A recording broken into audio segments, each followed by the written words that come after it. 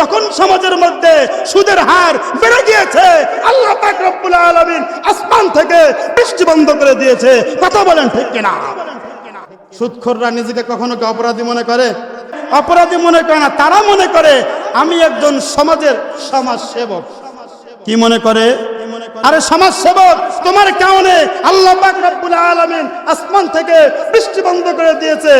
এখন মানুষের কাছে টাকা আপনি ধার চাইতে যান, দেখেন ধার দেয় নাকি? ধার দেয়? বরঞ্চ সে বলবে তুমি আমাকে শতকরা কয় টাকা লাভ দিবা সেটা আগে বলো। কথা বলেন ঠিক কিনা? বলে কি বলে না? অথচ কর্জে হাসানা রাসূল করিম সাল্লাল্লাহু আলাইহি ওয়াসাল্লাম আজ থেকে 1450 বছর পূর্বে বলেছেন, একজন আরেকজন মুসলিম ভাইকে যদি কর্জে হাসানা দেয়, যদি টাকা ধার দেয়, তাহলে তার আমল নামায় আল্লাহ পাক রব্বুল আলামিন সওয়াব লিখে দেন। জোরে বলেন না সুবহানাল্লাহ। আর বর্তমানে আপনি একজন মানুষের কাছে গিয়ে বলেন ভাই আমাকে 1000 টাকা ধার দাও, সে বলবে হাজারে আমারে কয় টাকা লাভ দিবে? কথা বলেন ঠিক কিনা? আমাকে 1100 দিতে হবে, আমাকে 1200 দিতে হবে। যখন সমাজের মধ্যে সুদের হার বেড়ে গিয়েছে, আল্লাহ পাক রব্বুল আলামিন আসমান থেকে বৃষ্টি বন্ধ করে দিয়েছে। কথা বলেন ঠিক কিনা? বৃষ্টি কি এমনি বন্ধ হয়েছে?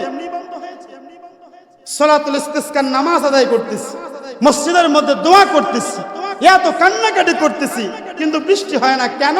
এই যে 5টা কারণের মধ্যে 2 নম্বর কারণ বললাম, সমাজের মধ্যে গুনাহ বেড়ে যাবে।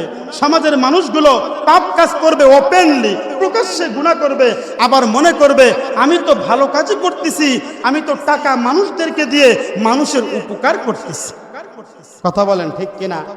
সুদখোররা নিজেকে কখনো কি অপরাধী মনে করে? কথা অপরাধী মনে করে? অপরাধী মনে করে না, তারা মনে করে আমি একজন সমাজের সমাজসেবক। কি মনে করে? আরে সমাজসেবক, তোমার কারণে আল্লাহ পাক রব্বুল আলামিন আসমান থেকে বৃষ্টি বন্ধ করে দিয়েছে। কথাটা আমার নয়, কথাটা কার? আল্লাহর রাসূলের। দেখেন ধর্ষণ এই পরিমাণে বেড়ে গিয়েছে।